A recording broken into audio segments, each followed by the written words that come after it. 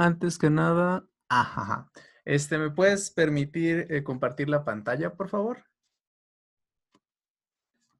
Antes que nada, pues agradecerles por darse este tiempecito para hablar un poquito de un tema que igual y no es propiamente médico, pero al mismo tiempo es como extremadamente médico, en el sentido de que, pues es importante, digamos, como médico, la labor de la divulgación, tanto para nuestros pacientes, por una parte, porque básicamente si los pacientes entienden su enfermedad, si los pacientes entienden de dónde vienen sus enfermedades, es más probable que sea más fácil controlarlos, que sea más fácil que ellos identifiquen cuando se requiere la consulta y cuando no se les requiere la consulta. Y también en una escala de salud pública, la divulgación y la divulgación específicamente de la medicina preventiva es una de las cuestiones más importantes y realmente por mucho, ¿sí? Entonces, como médicos, tenemos que ser divulgadores, tenemos que ser educadores y tenemos que ser estudiantes casi toda la vida, ¿no? Y son algunas facetas que a veces se quedan muy lejos de lo que conocemos. O sea, estudiamos medicina, pero pensamos que a lo mejor tiene que ver con una cuestión simplemente de hacer diagnósticos o de operar o otras cuestiones. Y eventualmente nos topamos con que tenemos que hacer bastantes más cosas y algunas no nos las enseñan realmente en la facultad. Y ahí es cuando vienen, digamos que los problemas. Entonces, pues hoy les voy a hablar un poquito de divulgación científica. Vamos a hablar sobre qué temas, sobre cómo hacer una buena divulgación, tanto para los que quieran hacerlo, digamos a gran escala, que quieran hacer su página, que quieran hacer videos, tweets, memes o lo que sea, como para los que lo quieran más hacia sus pacientes, que igual y es una actividad que no habían pensado antes que tenían que hacer, pero que ahorita les clarifico. Como médicos tenemos que educar a nuestros pacientes y la mejor forma de hacerlo a veces es con ejemplos aterrizados que él nos entienda. O sea, a él no le va a interesar que nosotros le digamos, sí, es que los linfocitos TCD8 y la cascada inflamatoria y los genes y las caspasas, todo eso al paciente no le va a interesar en absolutamente nada. Básicamente lo que tenemos que hacer es aterrizar ese conocimiento que nosotros sabemos que le va a ayudar al paciente hacia un lenguaje que él entienda. Y esa es básicamente la conexión y, digamos, la quintesencia de la divulgación. Hacer un conocimiento complejo, un término complejo, transformarlo, transducirlo hacia un conocimiento fácil, que entendible por todos. Esa es más o menos la idea. A ver, déjame ver si ya... Es que todavía no puedo compartir la pantalla para ponerles mi presentación.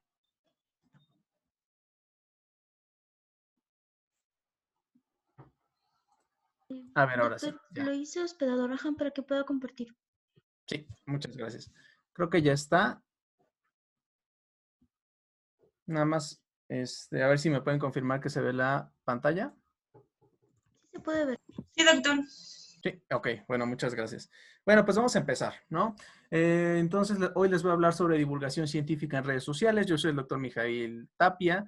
Algunos de ustedes me conocerán como doctor sin doctorado, otros no tanto, pero pues la idea es más o menos esa. Y pues le agradezco a la Sociedad Científica de Estudiantes de Medicina. Espero que el nombre de la universidad esté bien. Es Universidad Peruana de Ciencias Aplicadas. Y bueno, Sí, agradecerles doctor. por buscarme y pues por hacer toda esta actividad. Y espero pues dejarles algo. Si tienen preguntas, la idea es que las respondamos al final de toda la presentación, pero igual las pueden ir dejando en el chat, no creo que haya mayor problema, tampoco creo que sean tantísimas preguntas para que al final vayamos viendo qué se puede resolver, ¿ok? Entonces vamos a ir empezando. Entonces, este es más o menos de lo que les voy a hablar hoy. Antes que nada, me gustaría empezar con algunas frases que hablan acerca de lo que es la divulgación, ¿sí? Aquí tenemos una frase de Bernard Lebovier de Fontenelle que dice, he querido hablar de la ciencia en una forma que no fuera científica.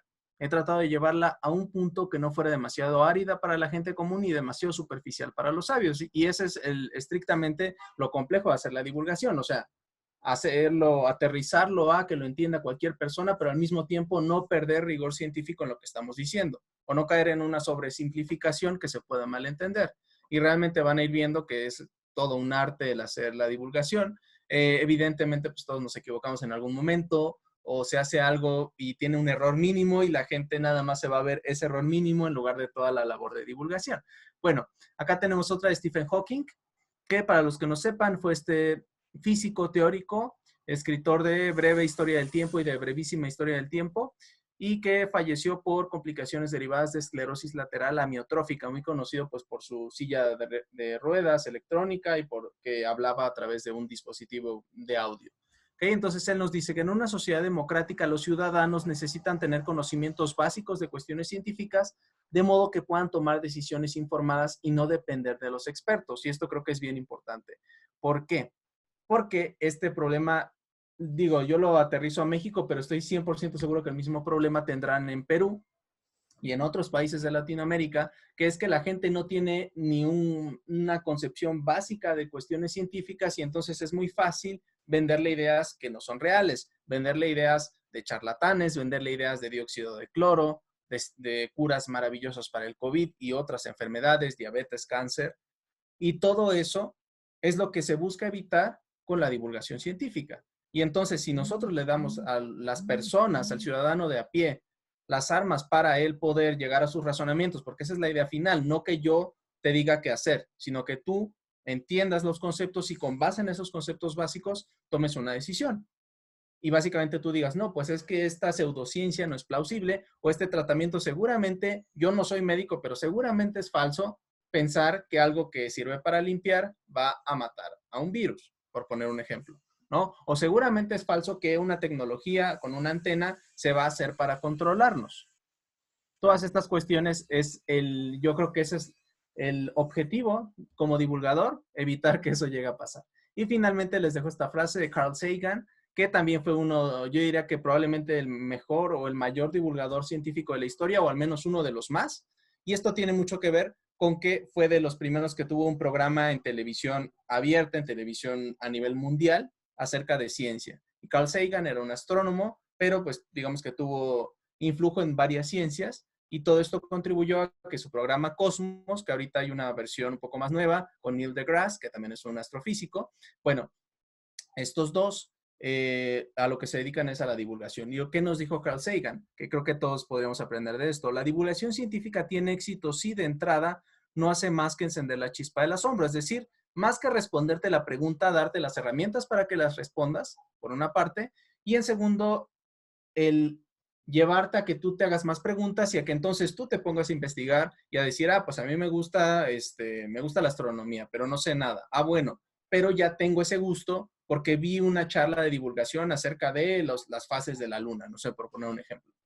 Y todo eso es lo que nos va a llevar a un beneficio a nivel poblacional, porque una sociedad informada es un beneficio para todos. Y yo creo que esa es una de las diferencias primordiales entre un país subdesarrollado y un país desarrollado, la educación de la población. Creo que esa es probablemente la única diferencia sustancial, porque sabemos que no hay diferencias genéticas, sabemos que no tiene tanto que ver con el coeficiente intelectual de toda la población, no tiene tanto que ver con los años de estudio. Y cuando me refiero a la educación, no solamente me refiero a que todos tengan doctorado, porque esa no es la idea, ¿no?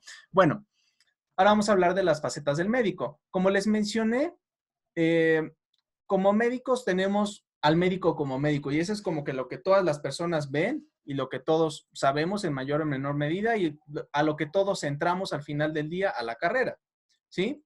Que esto es, yo voy a ser médico, voy a diagnosticar a los pacientes, les voy a dar tratamiento, los voy a curar. ¿Sí? Esta es la fase, digamos que la base de la pirámide o la punta de la pirámide según lo quieran ver.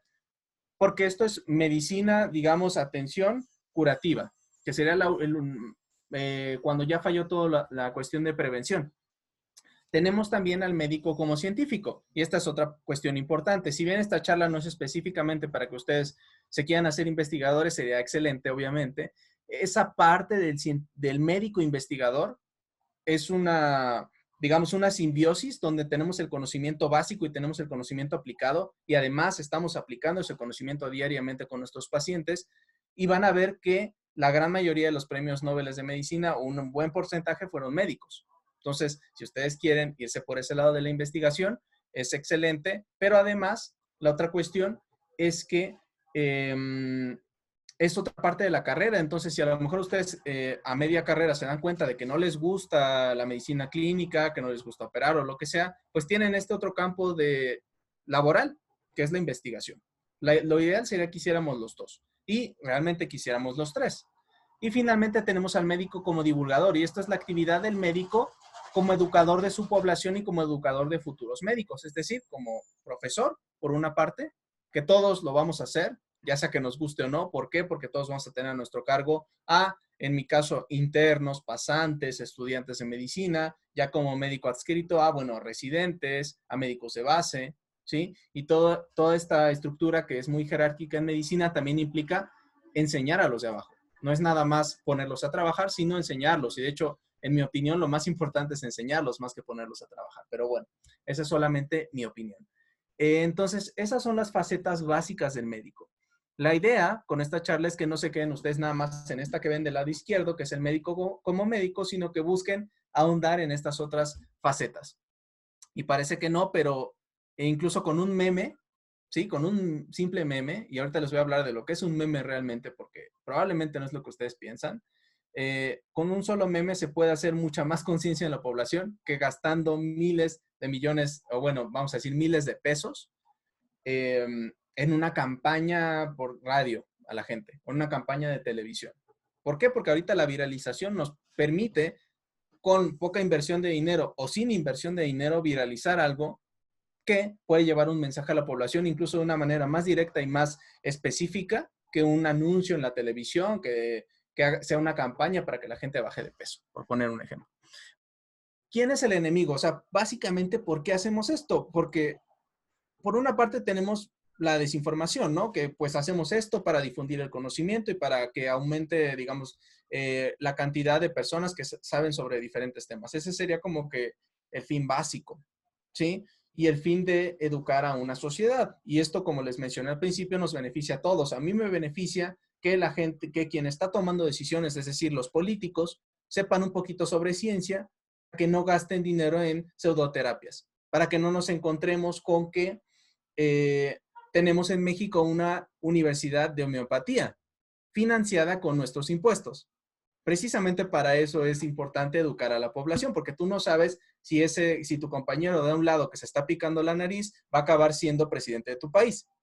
Y lo ideal es que él tenga la suficiente información para tomar decisiones informadas. Bueno, en cuestión de salud pública, y ahorita lo estamos viendo al 100%, porque estamos viendo que precisamente esa población que no está educada es la que dice que no existe el virus, es la que dice que por qué se van a poner el bozal, que se refieren al cubrebocas, es la que dice que la tecnología 5G es para controlarnos, que la vacuna nos van a poner un chip para controlarnos, es la que dice que el dióxido de cloro u otras terapias que han salido durante todo lo que llevamos de cuarentena curan el COVID, ¿sí? O es la que dice que es un virus creado en un laboratorio por parte de las élites para matar a una parte de la población, ¿no? Todo eso nos afecta a todos, porque a final de cuentas yo puedo tomar todas mis medidas de precaución, pero si yo me encuentro en la calle alguien sin cubrebocas, pues la probabilidad de que me contagie es mayor a que si esa persona no tuviera cubrebocas. Y es algo muy sencillo. Si todos nos pusiéramos cubrebocas, probablemente ya hubiéramos controlado, en Latinoamérica al menos, gran parte de la pandemia, ¿sí? Y hay países que están un poco mejor, hay países que no están tan bien y hay países que están muy mal. Y probablemente dentro de los que estamos muy mal, tengo que hablar de México, ¿sí? Porque tenemos una cantidad de contagiados que supera los 500,000, tenemos una cantidad de muertos que supera los 50,000, y lo más triste de todo es que esa curva todavía no empieza a bajar al 100%. Entonces, todavía no llegamos al punto en el cual podamos decir, bueno, ya, o sea, sí tuvimos esta cantidad de infectados, y dentro de los contagiados me tengo que contar yo, por si no lo saben, yo tuve COVID. Bueno, retomando la idea, todo eso, la idea básica es que nos afecta, ¿sí? Y nos afecta en cuestión de salud pública, pero en un sentido más egoísta me afecta a mí directamente, porque me puedo enfermar. Y yo me enfermé. Y por una parte pude haber acabado en la terapia intensiva, intubado, lo que fuera, que eso no pasó felizmente. O por otra parte, pues se está viendo que hay complicaciones a nivel crónico de la infección. Lo cual, por el momento, felizmente les puedo decir que no he visto ninguna. Quiero pensar que no va a pasar nada. Y pues finalmente, la otra cuestión, tenemos la vacuna, que sería el tratamiento, y lo digo entre comillas porque no es un tratamiento, pero sí es una forma de combatir a la enfermedad, pero va a haber un porcentaje de la población que son los antivacunas, que van a decir, no, es que esa vacuna tiene aluminio, tiene clara de huevo y tiene tal y cantidad de cosas que son malas para el organismo, no se la ponga. Y entonces, tal vez tú vas a estar protegido, pero hay grupo de personas que no se pueden poner vacunas, pacientes diabéticos, pacientes inmunosuprimidos, pacientes con cáncer, y para ellos es la protección de rebaño. Y entonces tienes gente que se puede vacunar perfectamente, pero no se vacuna, y afecta a estas otras personas que tal vez se quisieran vacunar, pero no pueden. Y es una decisión y una toma de decisiones que viene de la desinformación. Entonces, esa es la idea, llegar a esas personas. Y finalmente, llegar a esas personas que están en duda, porque a los que ya están convencidos, a los que ya llegaron a la conclusión de que las vacunas son malas y matan a la gente, a los que llegaron a la conclusión de que el gobierno tiene una estructura jerárquica de la élite mundial y que crea enfermedades para matar cierta cantidad de la población cada cierto tiempo, a esas personas no se les va a llegar con argumentos racionales. De hecho, no se les va a llegar de ninguna manera. Tal vez se les va a llegar si un familiar suyo muere de ello, ¿no? Tal vez se les va a llegar si un familiar suyo muere por no vacunarse. Pero son casos muy específicos. Es decir, no vamos a llegar a ellos con la razón. No desperdiciemos nuestro tiempo en ellos. En quienes tenemos que enfocarnos, por una parte, en quienes no saben del tema y simplemente se quieren informar, que es perfectamente válido. Yo no sé nada de arquitectura, que no es una ciencia, pero digo, es una disciplina. Entonces yo puedo llegarme a informar y tal vez tomar alguna decisión o dar una opinión más informada respecto a un tema. Lo mismo pasa con las personas que no son médicos, pues es ingeniero, tiene un conocimiento científico suficiente para tal vez entender términos técnicos, pero no sabe nada de medicina y se quiere informar, y es perfectamente válido y es excelente que esas personas sepan un poquito de medicina, no tanto para tratar gente, pero sí para tomar decisiones sobre sus tratamientos, para tomar decisiones sobre su prevención y finalmente para tomar decisiones sobre su salud, lo cual nos va a beneficiar a todos. Entonces, los esfuerzos se enfocan en las personas que están en duda de si lo que les estamos diciendo es real, de si, o tal vez tengo estas dos opiniones, esta me dice que la homeopatía funciona, esta me dice que la homeopatía no funciona, entonces quiero ver los argumentos de los dos lados para tomar una decisión. Eso es básicamente el sector de población en quienes se enfoca. Y finalmente, obviamente, en los niños y en los adolescentes que quieren ser científicos o que se quieren informar sobre el tema. Ese es básicamente, digamos que el target de la divulgación científica. Ahora, si logramos algún incauto que es antivacunas, convencerlo, excelente, pero tenemos que entender que esto muy probablemente no va a pasar, porque ahí hay varias falacias lógicas y algo que se llama disonancia cognitiva, por lo cual él no va a aceptar que está en un error, porque a lo que más le importa no es tanto tener la verdad, lo que más le importa es tener la razón. Y a mí a lo mejor me importa más tener la verdad. Entonces, si yo eventualmente digo, oh, bueno, hace algún tiempo había evidencia de que la ivermectina funcionaba, pero después salió evidencia de que no. Y entonces a mí no me interesa decir que la ivermectina funciona y quedarme en ese cuadro, sino pues cambiar mi opinión conforme la evidencia científica me dice que debo de cambiar mi opinión. O incluso si la evidencia no me convence a mí porque el estudio está mal hecho, porque la validez estadística es mínima, porque hay conflictos de interés, esos son factores que se pueden tomar para decir esta evidencia no me convence. Pero es diferente decir esta evidencia no me convence porque va en contra de mis creencias, ¿sí? En teoría, lo que yo tendría que hacer sobre mis creencias es informarme y después formar mis creencias y no viceversa, que es como se suele hacer. Bueno, este es una pintura completamente surrealista de lo que es México, ¿sí? Y se los quiero enseñar porque muy probablemente en Perú, espero que estén mejor, pero pienso que puesto que nuestra idiosincrasia es muy similar, van a tener personas con creencias así. Pero bueno, en México cada 2 o 3 años se hace una encuesta a las personas sobre sus creencias de ciencia y tecnología. Y esto es lo que se recabó en la más reciente, que me parece que es de 2017. Entonces, hablando de todos los mexicanos que fueron encuestados, que fue una muestra relativamente grande, no es toda, es una población muy grande, somos 120 millones de mexicanos, pero bueno, con esto digamos que tiene la suficiente validez para decir que con un buen porcentaje de seguridad, todos los mexicanos opinan de esta manera. Entonces, confiamos demasiado en la fe y muy poco en la ciencia. El 53.5% de los mexicanos está a favor. Esto quiere decir que confiamos más en lo que nos dice el padre que en lo que nos dice el médico, en lo que nos dice el ingeniero, en lo que nos dice el biólogo. Número 2, algunos números son de la suerte. Muy de acuerdo, o sea, juntando a los dos, 26.1. Entonces, quiere decir que 1 de cada 4 mexicanos cree que hay números de la suerte. Y eso puede parecer algo inofensivo, pero realmente no lo es, porque si uno de esos 4 mexicanos es un político y decide tomar o no una decisión con base en un dado, pues ahí es cuando ya tenemos problemas. Número 3, el desarrollo tecnológico origina una manera de vivir artificial y deshumanizada, lo cual puede ser algo más filosófico que científico realmente y podemos estar o no de acuerdo, pero tener una actitud de base negativa hacia la tecnología y hacia el desarrollo tecnológico es algo malo. Es decir, primero tengo que ver qué hace la tecnología para decir que es algo malo, no decir de entrada lo que sea que salga ahorita ya va a ser malo para nosotros.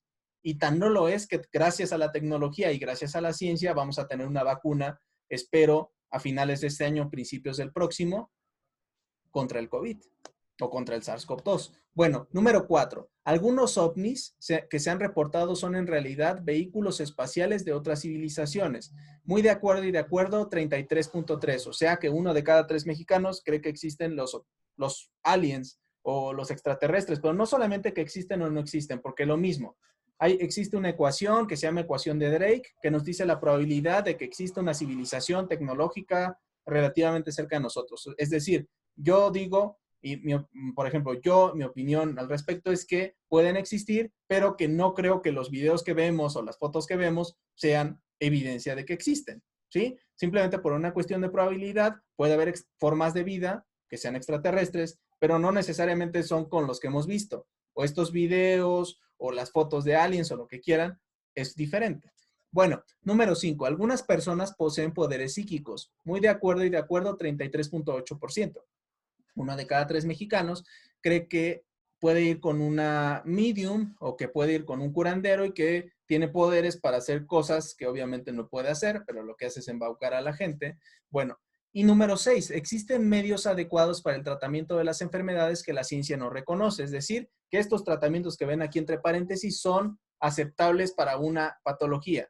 Y aquí tenemos homeopatía, tenemos acupuntura, tenemos quiropráctica y tenemos limpias. Si no lo saben, las limpias acá en México, me parece que viene de estas, un poquito de herencia africana que tenemos aquí, que básicamente es pues que te hacen una limpia espiritual con huevo, con plantas y con humo y con diferentes cosas para quitarte las malas vibras. Bueno, ¿cuántos están de acuerdo con eso? 76.9, o sea, 3 de cada 4 mexicanos y muy probablemente 3 de cada 4 peruanos estén de acuerdo con que estas son vías de tratamiento eficientes para una enfermedad, lo cual obviamente no es cierto, más allá tal vez de las enfermedades psicosomáticas o de las enfermedades psiquiátricas, ¿sí? Porque esas tienen un componente más mental en el cual el efecto placebo sí puede funcionar, pero para una faringitis, ninguna de estas que ven aquí les va a funcionar. Ese es el punto, ¿no? Y precisamente por esto es porque para muchos luego es complicado entender que la población realmente tiene un desconocimiento muy grande. Ojalá y exista una encuesta de este estilo en su país para que ustedes lo busquen y vean cómo está parada su población. Les repito, yo pienso que es bastante parecido a esto. Bueno, las facetas. Aquí les pongo el ejemplo de lo que yo he hecho y aquí puse una imagen más hacia abajo. Entonces, memes, ¿sí? En sus páginas pueden hacer ustedes memes o lo que quieran. La verdad es que es una forma muy buena de hacer divulgación porque es muy fácil viralizar, es muy fácil entender para las personas y es muy fácil de que alguien lo vea y lo comparta. Y entonces que eso llega a muchísima gente. Por ejemplo, tengo un meme que llegó a 1 millón de personas. Yo no tengo 1 millón de seguidores ni de chiste, ¿no? Pero el punto es que con un porcentaje de gente a la cual puedas llegar tú, eso tiene el potencial de viralizarse. Y obviamente la idea es llevar una enseñanza en ese meme, no nada más burlarte de X o de Y, que puede serse, yo lo hago obviamente, pero ya hablando de divulgación, la idea es que el meme te deje alguna enseñanza, la que sea, ¿no? Ahora, les quería hablar, el término meme fue acuñado por un científico que se llama Richard Dawkins, que escribió un libro que se llama El gen egoísta, y este científico a lo que se refiere con meme no es obviamente a lo que ahorita tenemos como meme en las redes sociales, a lo que él se refiere como meme es a una idea y es una forma de transmisión de la información. Entonces, es algo parecido, para él es una especie de paralelo a lo que es un gen. Un gen es una información genética, información al final del día que se transmite entre organismos. Pero para él, los memes, que en este caso puede ser la religión, es un meme, que en este caso puede ser las tradiciones, la cultura, son memes que se van replicando, pero no se replican biológicamente, se replican en las cabezas de las personas y se van transmitiendo de generación en generación, muy probablemente de una manera más eficiente que un gen. Entonces, sería el equivalente de un gen, pero a nivel de unidad de información en el cerebro. Esa es más o menos la idea. Ahora, lo que tenemos ahora de un meme, pues es básicamente alguna cuestión de la cultura popular, que puede ser una frase en una serie de televisión, en una película, que llevamos a y que todas las personas se identifican fácilmente y de esa manera se puede llevar pedazo de información. ¿Ok? Entonces, ¿qué otras facetas tenemos? Los memes es por mucho, yo creo que la más poderosa. Difícil porque a veces uno piensa que tiene la mejor idea y la gente lo pone y la gente no lo entiende o no se le hace chistoso y no se divulga. Entonces, hay que tener un justo equilibrio entre que sea lo suficientemente gracioso o suficientemente, no sé, interesante para que la gente le salte y diga, esto necesito transmitirlo a mis contactos, a mi familia, a mis amigos, a mis colegas, pero al mismo tiempo que sí lleve algo de información científica y que ayude a divulgar esto entre la población. Los videos, bueno, es otra forma. Yo empecé con videos, empecé haciendo videos para estudiantes, lo sigo haciendo, pero mi idea inicial era hacer divulgación para estudiantes con ustedes de medicina. Lo empecé a hacer en el servicio social, todavía era yo un estudiante realmente. Y la otra cuestión que les quería decir es que ustedes lo pueden hacer. Sí, yo lo hacía como divulgador, vamos a decirlo muy entre comillas, con mis compañeros porque era asesor de diferentes materias y si alguno de mis compañeros tenía dudas respecto a un tema, pues yo le daba una clase y esa era una forma de hacer divulgación. Bueno, también lo pueden hacer con tweets, lo pueden hacer con podcast, que es un método un poquito más complejo porque tienes que tener cierto grado de articulación al hablar y pues básicamente eso es práctica, ¿no? No es una cosa, no es un talento innato con el que nazcas el hablar, pero sí es algo que desarrollas. Y si tú no eres un super comunicador, lo puedes desarrollar en determinado momento. Y el tener un buen vocabulario te va a ayudar. Pero bueno, estas solamente son algunas maneras. Antes teníamos maneras directas, que era llegar a la gente, hacer concursos, hacer programas de televisión, pero como una persona individual que no tiene un presupuesto gigantesco, estas son varias maneras de las cuales pueden llegar. Y finalmente es esta que les puse acá abajo, que es la consulta. Y es que si ustedes ven una oportunidad de educar a su paciente respecto a un tema, lo intentan hacer. Sí, yo siempre les digo a los pacientes, por ejemplo, ¿por qué cree usted que tiene esto? Ah, pues por esto y por esto. A veces sí tienen razón, a veces no. La idea es educarlos y decirles, ah, bueno, sí, sí tiene síndrome de intestino irritable porque comió mole y porque comió pozole y porque comió estas cosas irritantes, pero no tiene esto por una infección bacteriana específicamente. Es decir, no es que le haya caído mal porque tuviera toxinas o bacterias. Es que más que nada está inflamado, ¿sí? Y eso es algo que la gente va entendiendo y eventualmente esas personas pueden llegar a educar a sus familiares y el punto es que muchas veces esas son personas que no entran a internet, que no se informan en realidad respecto a los temas, pero que tal vez sí le hagan caso a su comadre, a su amiga, a su mamá, a su hermano. Y entonces llegamos a esos que van a consulta para que ellos, a su manera, con su lenguaje o como lo sea, y eduquen a las demás personas. Porque a final de cuentas esto es algo que se hace de boca en boca. Bueno, el médico como científico, ¿cómo inicia en este mundo? Que esto es, a ver, espérenme. Ok. Bueno, ahora hablando de las pseudociencias y las pseudoterapias. Aquí les quiero decir el impacto que tienen. O sea, no es nada más que yo quiera corregir a la gente porque quiero demostrarles que sé mucho y que tengo la razón. Es que yo quiero corregir a la gente, en el caso de las personas que creen en este tipo de cosas, porque se pueden hacer daño a sí mismas y no solamente a sí mismas, porque esas personas normalmente tienen hijos y le pueden hacer daño a sus familiares, a sus papás y pero todavía peor a sus hijos, porque ellos ni siquiera tienen forma de decir, no papá, la homeopatía no funciona, o no papá, por favor, vacúname para que no me muera de sarampión. ¿Ok? Aquí les pongo algunos ejemplos. Este que ven del lado izquierdo es la hepatotoxicidad con los suplementos naturistas. Entonces, muchas veces las personas piensan que porque es algo natural, se llama la falacia de lo natural, que porque algo es natural es seguro, que la herbolaria es segura porque son hierbas y hemos evolucionado y llevamos mucho tiempo usándolas y lo que sea. La realidad es que son peligrosas y que hay muchos casos en los cuales las personas tienen insuficiencia hepática fulminante, es decir, se mueren por utilizar diferentes compuestos herbales. Entonces hay que tener mucho cuidado con eso. Y la otra cuestión es el famoso Herbalife, que no sé qué tan qué tan divulgado, qué tantas personas en su país lo utilicen, pero acá es muy común. Y también hay casos de hepatotoxicidad y muchas veces las personas dicen, ay, no, es que malditas pastillas, maldita farmacia, nada más nos quieren hacer daño a nuestros riñones y a nuestros hígados y no se dan cuenta de que con esos licuados, en teoría sanos, se pueden hacer daño. Y el punto es que si ellos tuvieran la información suficiente, por lo menos se preguntarían si eso que se están tomando les puede hacer daño o no. Acá tenemos otro que fue sobre Trump y que fue por personas que tomaron cloro. Porque él en algún punto, no sé si se acuerdan de la pandemia, hace más o menos unos 3 meses, dijo que por qué no se tomaban el cloro si el cloro mataba a las bacterias en la superficie, a las bacterias, a los virus en la superficie, porque la gente no simplemente se lo tomaba o se lo ponía intravenoso y de esa manera pues podía matar al SARS-CoV-2 y evitar el COVID-19.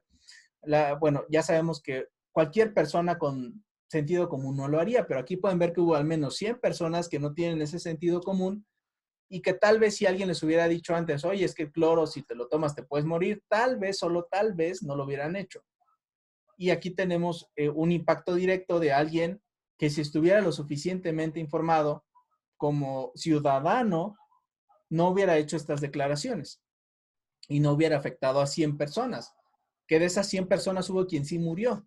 Y aquí en México tuvimos caso de gente que tomó pinol, que es como un derivado para desinfectar y para limpiar del pino, que huele a pino, por eso se llama pinol, y es lo mismo, o sea, es como, ¿por qué te tomas eso que obviamente es tóxico, que tiene ahí una calavera, pero que tú viste en Facebook o en WhatsApp o en cualquier otro lugar que funciona y por eso ya decidiste tomarlo? Entonces, es desarrollar ese escepticismo, ese sano escepticismo en la gente de decir, o sea, sí lo dijo esta persona que es famosa y lo que sea, pero tal vez no tiene razón porque es un político y no es un científico, ¿no? Y finalmente, de este lado tenemos que las pseudoterapias llevan más de 1000 muertes al año sin dejar rastro. Esto fue en España. ¿Y esto qué quiere decir? Que muchas veces las personas le echan la culpa a otras cosas, es decir, todo me pudo haber hecho daño excepto esto, por lo que además pagué muchísimo dinero de esta persona que a lo mejor me cayó muy bien, me escuchó y eso no lo suelen hacer los médicos porque no tienen tiempo por lo que sea. Y entonces voy a confiar en esta persona en que no me va a hacer daño, pero realmente esta persona fue específicamente la que me hizo daño, porque me hizo acupuntura, pero me ponchó el pulmón. Pero entonces no fue por eso, fue porque el médico me movió muy bruscamente cuando llegué a urgencias. ¿Sí me explico? Esas falacias se pueden evitar si las personas se dan cuenta de que las pseudoterapias no solamente pueden no ayudarlos, sino que les pueden hacer daño, que eso es como que la parte más importante. Bueno, hablándoles del médico como educador. El médico, ya saben, esta frase súper trillada, la tengo que repetir, el médico es el eterno estudiante, pero al mismo tiempo es el eterno maestro desde que empieza a aprender algo porque eso lo puede transmitir a otras personas, a sus familiares, a sus pacientes o a sus compañeros. Y eventualmente pues va a ser profesor, va a ser médico de base y va a enseñar a los médicos más jóvenes. Es importante estarnos renovando continuamente, estar estudiando diario, leer algo de medicina. Eso se los digo como para ser un buen médico y para ser un buen divulgador, para las dos. Y finalmente, el hecho de que muchos médicos no nos gusta enseñar. Y me incluyo porque soy médico, no porque no me gusta enseñar, ¿no? No nos gusta enseñar y entonces damos clase por cuestión de currículum o de lo que sea y afectamos a las generaciones porque no me dejarán mentir ustedes. Hay muchos profesores en la facultad que de plano no les gusta enseñar, no sabemos por qué están ahí, pero sí que se dedican a hacer que las generaciones no aprendan bien una materia, anatomía, bioquímica, histología o lo que sea. Y se dedican más que nada a ponerlos a ustedes a exponer o a ellos ponerse a decirles diapositivas de lo que sea y no enfocarse propiamente en que ustedes entiendan el tema. Y eso me refiero que es un área de oportunidad en la cual todos podemos ser mejores como educadores. Es decir, informarnos un poquito respecto a pedagogía, especialmente si yo voy a ser alguien que va a enseñar a futuros médicos, pues tengo una responsabilidad de este tamaño de grande, la cual debería de tomar pues con mucha seriedad. ¿A qué ayuda el médico al ser un gran divulgador?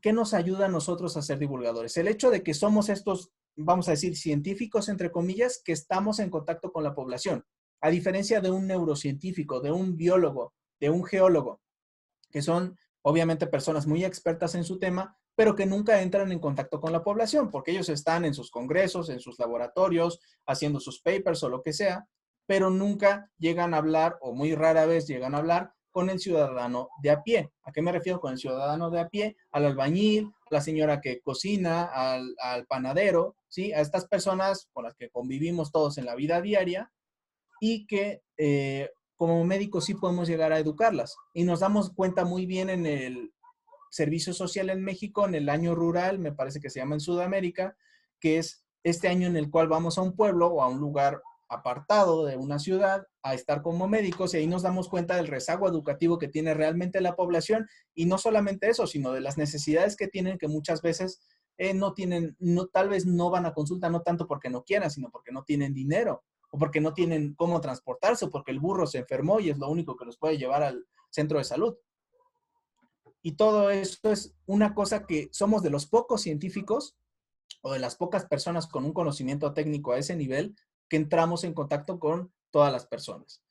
Somos este enlace entre los científicos y la población general. ¿Por qué? Porque utilizamos el conocimiento científico para curar a la gente. Pero realmente no es solamente curarla, a veces es convencer a las personas de que hagan las cosas. Y ahí ya entra el componente humano y no tanto el componente científico. ¿Sí? Entonces, por eso podemos ser grandes divulgadores y también por eso debemos de ser grandes divulgadores, porque lo que estamos haciendo nosotros no hay nadie más haciéndolo. Y ya si ustedes quieren hacer un poco más, pues pueden hacer su página de Facebook, de YouTube, o pueden salir a la calle y decir, hoy les voy a hablar de hepatotoxicidad y hacerlo. Sí, porque así con esos pequeños actos es como empiezan los grandes proyectos. Y tal vez después ustedes tengan estas ganas de hacer divulgación, estas ganas de enseñar a la gente y todos nos beneficiemos de ello. Es decir, yo me beneficio si ustedes divulgan en Perú y ustedes se benefician si yo divulgo aquí en México.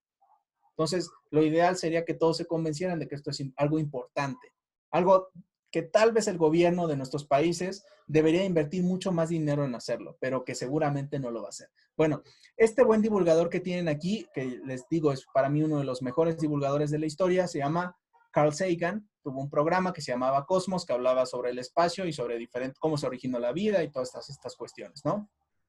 Él nos dejó algunas características de lo que en su opinión era un buen divulgador y que la idea es que todos lo tuviéramos. La primera es que es entendible la divulgación, es decir, yo no utilizo un lenguaje súper técnico que sé que solamente van a entender los estudiantes de medicina o los médicos, porque eso pues solamente va a llegar a los estudiantes de medicina y a los médicos. Y además en la persona que no lo entienda va a dejar una impresión negativa de que es algo muy complicado y de que no lo puede entender. Y la realidad es que yo creo que todos podemos entender todo, simplemente se trata de que nos lo expliquen de una manera que lo entendamos, ¿sí? Con el sentido de que, por una parte, sale a divulgar, es decir, no nada más me quedo aquí hablando sobre divulgación y no hago nada, y es práctico en el sentido de que busca la manera más sencilla de transmitir un conocimiento. Y si mi forma sencilla de transmitir un conocimiento es hacer un ejemplo sexual, es hacer un ejemplo vulgar, es hacer un ejemplo con groserías, no importa, el punto es llegar a la idea. Es entretenido en el sentido de que pues hace a la gente reír o hace a la gente despertar su curiosidad o a la gente le gusta oírla hablar porque habla muy bonito, porque todos la entienden, ¿sí? Y todo esto es algo que a lo que todos debemos de aspirar. Obviamente nadie nace teniendo todas estas características, pero tal vez yo tengo la 2, la 3 y la 4, pero me faltan la 5, la 6 y la 7, ¿sí? Es observador. Es observador no tanto como un científico, que obviamente lo tienen que ser, pero es observador en el sentido de que yo veo que la gente no sabe nada sobre esto, porque muchas personas tienen preguntas sobre esto y nadie se las responde. Entonces, esa es la idea, buscar dar esa respuesta a la gente y llegar a esas personas. Y ahorita tenemos las redes sociales, lo cual nos permite llegar a la gente de una manera muy sencilla, que antes era muchísimo más complejo, pero que ahorita fácilmente podemos llegar a la gente. Es inquisitivo. Inquisitivo en el sentido de que se puede tener una buena información, o sea, yo como divulgador antes de hacer lo que sea, me informo sobre el tema y busco transmitir un buen rigor científico, o sea, una buena información y ya después yo lo simplifico como lo tenga que simplificar, pero esa es la idea. Número 6, es innovador.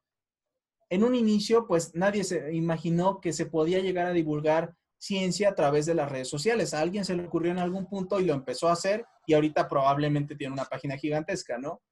esas áreas de oportunidad es lo que tenemos que ver si queremos hacer divulgación de ciencia. Tal vez TikTok es una oportunidad y yo no la estoy viendo porque siento que es una red en la cual solamente se pierde el tiempo. ¿Sí me explico?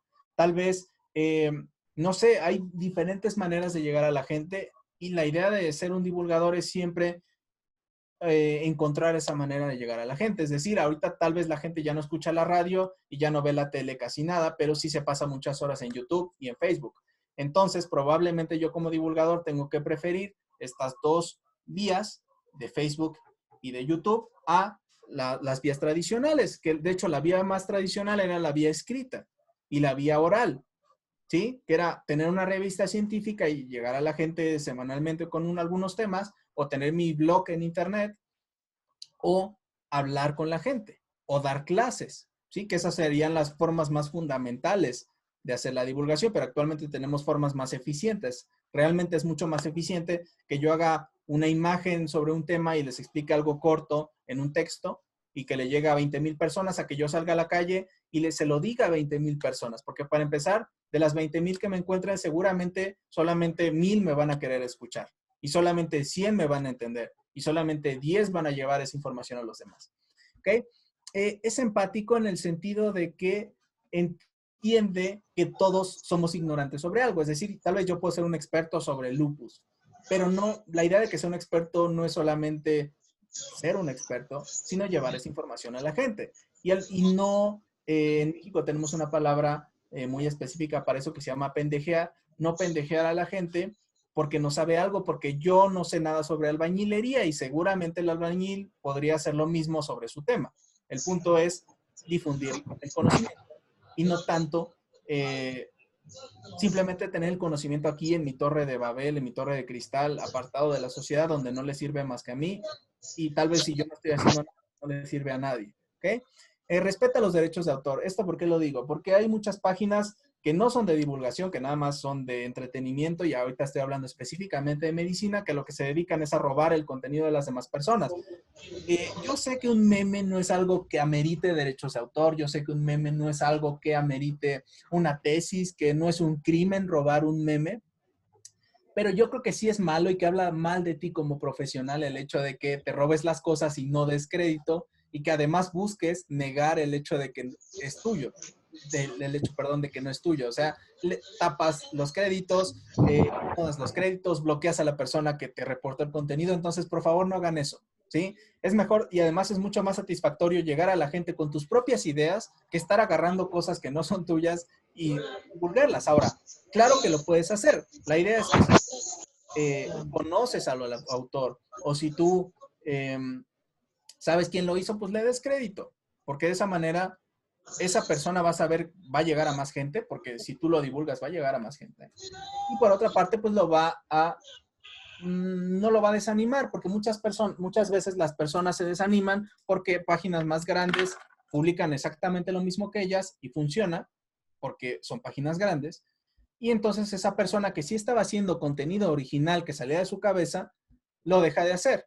Y entonces tenemos un divulgador menos y el otro que no estaba divulgando virtualmente nada, sigue, digamos, agarrando cosas de diferentes lugares y eventualmente todos se van a desanimar y no va a haber ningún contenido. Esa es la idea esencial de los derechos de autor, ¿no? No tanto que no sé, que le pongan derechos registrados a nombre de tal, 1923, ese tipo de cosas no. Bueno, es relevante en el sentido de que la información que estoy dando es relevante, porque ahorita es relevante hablar sobre COVID, es relevante hablar sobre influenza, es relevante hablar sobre dengue, y tal vez no es tan relevante hablar sobre alguna cosa muy específica, ¿sí? Entonces, ese es el punto de la información. Ahora, si yo soy experto sobre un tema que ahorita no tiene relevancia, pues intento, desde mi disciplina, dar alguna perspectiva que sea relevante para la actualidad. Es decir, un psicólogo pues puede hablar sobre salud mental en el COVID-19. Un astrónomo puede hablar de su tema y simplemente pues entretener a la gente y distraerle un poquito de todo esto que estamos viviendo, que es tan complejo. Y finalmente es decir, el mejor divulgador es el que existe. Porque si no existe, pues de nada sirve que una persona tenga una gran cantidad de conocimiento si no se da un poco el tiempo de brindarlo a los demás. Que nos podemos equivocar, sí, yo me he equivocado muchas veces en dibujos que hago, en videos que hablo, en diferentes cosas, pero siempre lo hago con la idea, por una parte, de mejorar y por otra parte de que si me equivoco, pues lo intento corregir, ¿sí? Porque es normal. Y por ahí, pues no hacer tanto caso a la gente que nada más se dedica, pues a eso, a estar digamos, jorobando a la gente y no caer pues, en ese tipo de cosas, ¿no? Entonces, dejen de ver si me faltó algo más, creo que no. Entonces, en este momento, si gustan, pueden ir poniendo algunas preguntas. Bueno, aquí antes de terminar, les quería hablar un poquito del médico como científico. Entonces, tenemos que solamente el 2% de los médicos, hablando general, son médicos científicos. Es decir, son médicos que además de atender pacientes, hacen investigación. 98 de cada 100 médicos solamente se dedican a la medicina clínica, lo cual no es malo, pero sería mejor que hubiera más, porque 2% es muy poco. Pero más del 50% de los premios Nobel o Nobel de medicina y fisiología son médicos. O sea, vean la diferencia. ¿Por qué? Precisamente por esto que les dije. Porque nosotros tenemos esa vía de transmisión del conocimiento teórico y de cómo aplicarlo a los pacientes. Entonces, es más probable que nosotros hagamos un gran descubrimiento que alguien que nada más está del lado teórico. No quiere decir que no pase, porque el otro 50% son personas que no eran médicos, ¿no?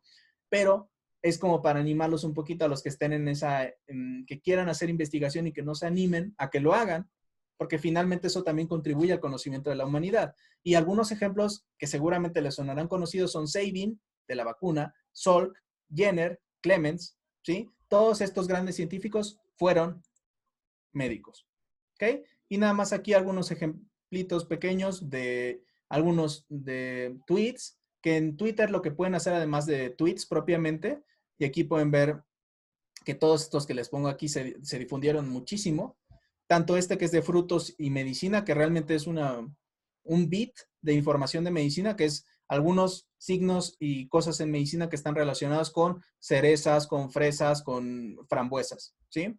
Estos que son hilos, que son como varios tweets enlazados de información de un solo tema, que también suelen funcionar muy bien.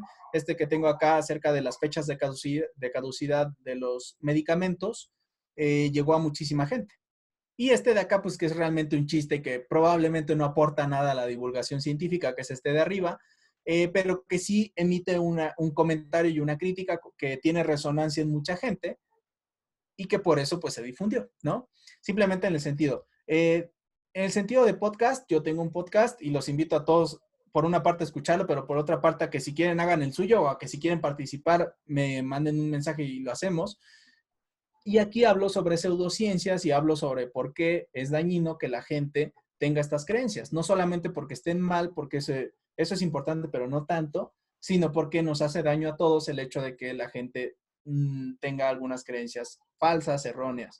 ¿Ok?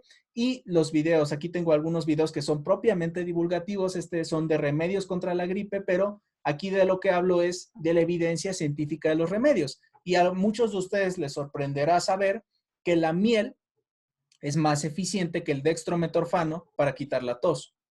Y entonces probablemente, siempre y cuando sean niños mayores de 1 año, sea una mejor opción de inicio decirles, pues tome un poquito de miel, si le quiere poner limón o si no, nada más la miel, en lugar de darle medicamento, porque la miel, pues sí puede tener efectos adversos, pero no son tan comunes como los del dextrometorfano, ¿no? Por ponerles un ejemplo de cómo algunos remedios sí funcionan, pero eso no quiere decir que todos los remedios funcionen, ¿no? Y acá, que este es un video que ya llegó a mucha gente, que tiene que ver sobre qué es un paciente asintomático, y que yo sabía que era una pregunta, porque esto lo hice en mayo, yo sabía que esto era una pregunta que mucha gente tenía, entonces yo ejercí mi cualidad de divulgador observador y vi que esta respuesta no estaba dada en ningún video, y entonces yo lo hice y de esa manera llegué a mucha gente. Y finalmente aquí algunos memes. Estos que ven aquí son de una página que tenía antes de empezar con todo lo de medicina, que se llamaba Memes Científicos, y que eran puros memes sobre astronomía, biología,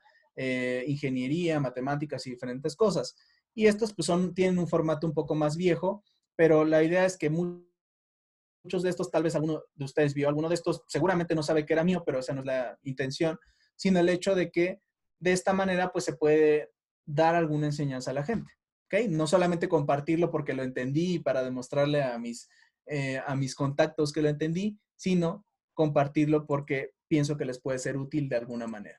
¿Ok? Entonces, pues, creo que esto sería todo en esta ocasión, chicos, gente. Y pues nada, agradecerles por darse el tiempo de hablar un poquito sobre esto. Entonces, si tienen preguntas, este es el momento. Aquí están mis redes sociales si quieren ver algo de mí o si quieren hacer su proyecto, con gusto me lo mandan. Yo le puedo dar difusión. Muchas gracias, doctor Mijael. Damos pase ahora a la apertura de las preguntas. Por si alguno quiere escribirla, nosotros la podemos leer, por favor.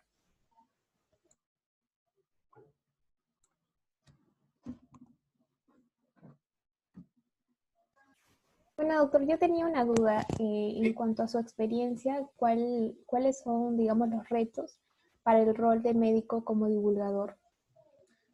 Ok, los retos. Pues los retos serían los mismos que en salud pública, o sea, más que promover el tratamiento de las enfermedades, promover la prevención, o sea, hacer llegar a la gente la idea de que la mejor medicina es la preventiva, no tanto porque cuesta menos dinero, sino porque seguramente es la que les va a ir mejor y seguramente les va a costar menos dinero a ellos mismos no enfermarse de diabetes que ya tener diabetes y buscar tratarla, ¿sí? Entonces, una de las cuestiones más importantes es que la divulgación, ya hablando como médico específicamente, vaya enfocada hacia la prevención, que creo que es un área que no se está abordando tanto. O sea, y hay un gran enfoque y como mismo, incluso como médicos, a veces caemos en ese punto de querer tratar las cosas en lugar de prevenirlas, que a eso se dedica más la salud pública y la epidemiología, a detectar patrones, pero eso, la prevención por una parte y la otra parte es que lo vamos desarrollando conforme al tiempo, pero que la gente nos entienda lo que le decimos, porque a veces el paciente te dice que sí, que sí, que sí, y no te entendió nada. Entonces, siempre al final de su consulta, darse el tiempo para preguntarles, ¿tiene alguna pregunta? ¿Tiene alguna duda respecto a lo que le dije? O alguna otra cuestión que usted quiera resolver antes de que se vaya. Y a veces esos últimos minutos de la consulta son los que más ayudan a que el paciente, por una parte, confíe en ti como médico, como profesional, pero muchas veces eso es lo que él se lleva para decir, pues es que sí me resolvió esta duda y entonces ya si alguien yo veo en mi casa que la tiene, pues se la puedo resolver y es información buena, que a lo mejor el paciente no entiende exactamente por qué, pero confía en ti lo suficiente para divulgar esa información. El problema viene cuando él confía lo suficiente en una cadena de WhatsApp o confía lo suficiente en una opinión de su comadre. ¿Sí? Ese es el problema de la confianza en los expertos. Entonces, lo que buscamos también es que no solamente te vea como un experto, sino que él se responda a sus propias preguntas. Muchas gracias, doctor, por la respuesta. Aquí nos dejan otra pregunta. Diego Joaquín dice, gracias, doctor. Quisiera saber qué programas recomienda para realizar los memes y las infografías. Claro. A ver, para los memes hay una aplicación que es solamente utilizo una aplicación porque tiene todas las plantillas. Se llama Meme Generator Free. Se los escribo en el chat. Es gratuita. Yo utilizo ¿cómo se llama? Android. Esa es la que utilizo. Ay, creo que escribí mal Generator. Le falta una, bueno, esa es gratuita, esa utilizo y de ahí saco las plantillas y simplemente con esa aplicación es con la que hago todos mis memes o casi todos. Si quieren hacer alguna edición ya más específica, necesitan bajar algo que se llama PixArt.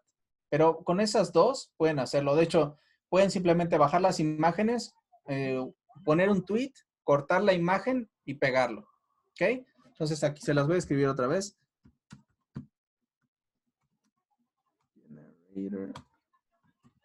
Está en inglés, pero tiene las plantillas, pues ustedes las pueden editar para que sean en español, ¿no? Y PixArt. Okay, esas son las dos, son para Android. Y a ver, había otra. Y para las infografías, yo todas las hago en mi tablet, que es una tablet con pluma para hacer los dibujos. Y la aplicación que utilizo se llama Ibis Paint X. Es gratuita, pero yo la pagué para no tener que estar viendo anuncios porque es un poco fastidioso. Ahí es donde yo hago mis dibujos. Y bueno, creo que eso resuelve tu pregunta en cuestión de programas. Listo, doctor. Bueno, aquí tenemos otra pregunta de Ángela Millán. Dice, ¿Sí? ¿cómo podemos empoderar al paciente mediante infografías sin que éste se confunda? Es decir, algunas personas solo se quedan con lo que alcanzan a leer en los hilos y se llegan a autodiagnosticar. Sí, o sea, ahí es un problema porque a veces la gente se siente tan experta en el tema que ya no quiere escuchar la opinión. A final de cuentas, siempre enfatizar a la gente que esa es información que es bien importante que si tiene dudas o que si tienes información la comente con su médico. A lo mejor ella vio un hilo de que la chía curaba la diabetes, ¿no? Por poner un ejemplo. No tanto que se quede con esa idea que vio en el hilo, ¿sí? Porque siempre se puede confiar en lo que un buen divulgador hace, pero eso no quiere decir que no se pueda equivocar. O eso no quiere decir que el estudio en el que se basó no sea erróneo, ¿sí? Entonces, ahí esa parte igual y también es importante enfatizar que una parte es tener la información, pero eso no te hace un experto en el tema. Es decir, tienes una pieza del rompecabezas, pero no tienes todas las piezas para ver por qué esa pieza del rompecabezas que tú estás dando es falsa o no lo es. ¿Okay? Entonces, sí es bien importante que a mí lo que me gusta es que los pacientes entiendan su enfermedad, porque es más fácil que cooperen por una parte para tratamiento, pero más que nada para cambios en el estilo de vida, es decir, no comer tal o hacer más ejercicio o dejar el cigarro, dejar el alcohol. Es bien importante que ellos no tratarlos como si fueran niños tontos porque no lo son, pero sí darles la información pues lo más digerible posible, ¿no? Y enfatizarles que el doctor Google tiene una sensibilidad, creo que era como del 25%. Hubo un estudio, de hecho, al respecto. Entonces, no es muy sensible realmente el doctor Google. Si ustedes le ponen sus síntomas, lo más probable es que se equivoque. Bueno, doctor, ya no hay más preguntas y ya para finalizar esta excelente ponencia, solo nos queda agradecerles a nombre de la SOCIEM UPC y de la SOCEMI por su tiempo y la valiosa información que nos ha compartido durante este tiempo. Así que muchas gracias nuevamente y quedamos atentos a sus redes sociales. Bueno, pues igualmente muchas gracias a todos ustedes por darse este ratito para informarse al respecto.